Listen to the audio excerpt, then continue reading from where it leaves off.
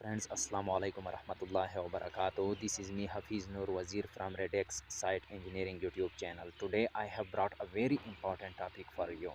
आज मैं आप लोगों को ब्रिक के बारे में डिटेल के साथ पढ़ाऊंगा कि ब्रिक का स्टैंडर्ड साइज़ क्या होता है और ब्रिक के साइट पर या जहां से आप परचेज़ करना चाहते हैं वहाँ पर कौन कौन से टेस्ट किए जाते हैं और इसको किस तरह चेक किया जाता है कि ये अच्छी तरह पक्का है या पक्का हुआ नहीं है, ये इसका स्ट्रेंथ ज़्यादा है, इसका स्ट्रेंथ कम है। आपने किस तरह इसको साइट पर या जहां से आप परचेज़ करना चाहते हैं आपने किस तरह इसको टेस्ट करना है, आज मैं आप लोगों को डिटेल के साथ पढ़ाऊंगा। और इसके बांड्स के बारे में भी पढ़ाऊंगा कि इसके कौन कौन से बांड्स होते हैं।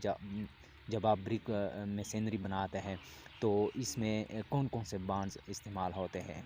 दोस्तों, ये कुछ ब्रिक्स मेरे साथ पड़ी हुई है और इसका मैं डिटेल के साथ पढ़ाऊंगा। तो सबसे पहले आपने ये चीज़ सीखनी है कि इसके सेंटर में जो एक सिंबल बना होता है जिसमें कंपनी का नाम लिखा होता है, जिस तरह इसके अंदर डबल 3 लिखा हुआ है, तो इस जगह को फ्रॉग कहते हैं।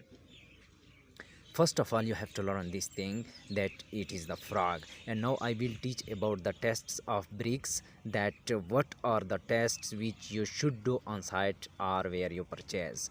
तो सबसे पहले टेस्ट जो इसका है वो है आपने इसके एजेस चेक करने हैं।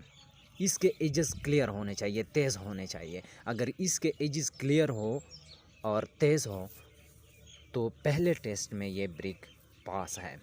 दूसरे टेस्ट में आपने इसका कलर चेक करना है। इसका कलर एक होना चाहिए। अगर इसका कलर डिफरेंट था, कुछ जगहों पर लाल था, कुछ जगहों पर पीला था, तो इसका स्ट्रेंथ ज़्यादा नहीं होता है, ये सही तरह पक्का हुआ नहीं है ये ब्रिक का। ये दूसरा टेस्ट इसका हो गया। तीसरे टेस्ट में आपने दो ब्रिक्स को आपस में टकराने हैं। अगर टकराने से इससे सुरीली जैसा आवाज़ पैदा हुई तो तीसरे टेस्ट में भी ये ब्रिक पास है। अगर सुरीली जैसा आवाज़ नहीं आई, टंग की आवाज़ नहीं आई, तो ये तीसरे टेस्ट में फेल है। अगर डब की आवाज़ आई ना तो वो मिट्टी की आवाज़ होती है, वो ब्रिक भी सही तरह पकी हुई नहीं होती है।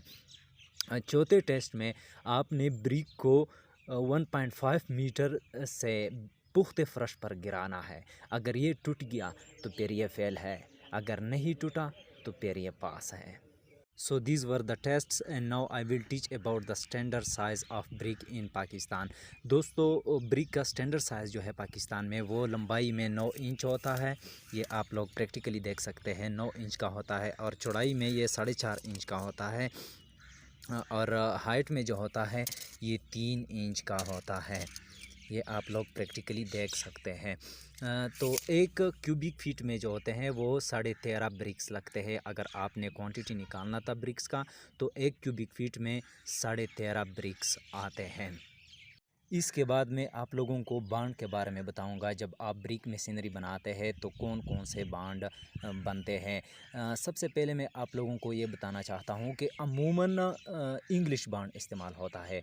4 बांड्स होते हैं ब्रिक मशीनरी के, जो अमूमन इस्तेमाल होता है वो इंग्लिश बांड होता है। तो सबसे पहले मैं आप लोगों को वो बताना चाहता हूँ कि इंग्लिश बांड क्या होता है। इंग्लिश बांड वो बांड होता है जिसमें एक रो स्ट्रेचर का हो, इस तरह लंबाई के रो ब्रिक लगे, और इसके ऊपर जब दूसरा रो आता है तो वो हेडर का हो, इस तरह हेडर का हो दूसरा रो, तो इसको इंग्लिश बांड कहते हैं। अमूमन यही बांड इस्तेमाल होता है। स्ट्रेचर बांड क्या होता है। स्ट्रेचर बांड वो होता है जिसमें सारे रोज़ इस तरह स्ट्रेचर के हो, इसको स्ट्रेचर बांड कहते हैं। और तीसरा होता है हेडर बांड। हेडर बांड जिसमें सारे ब्रिक्स इस तरह के लगें, सारे उसके हेडर सामने हों, इसको हेडर बांड कहते हैं। और चौथा जो होता है वो होता है फ्लेमिश बांड। फ्लेमिश बांड इस बांड को कहते हैं जिसमें एक ही रो में एक ब्रिक स्ट्रेचर का हो और दूसरा ब्रिक हेडर का हो, तो इसको फ्लेमिश बांड कहते हैं। लेकिन ये बांड इस्तेमाल नहीं होता, अमूमन इंग्लिश बांड इस्तेमाल होता है। So it was the topic for today. Dear friends, if you have any question related to this topic, so you can ask me in the comment box. Thanks for watching. Khuda Hafiz.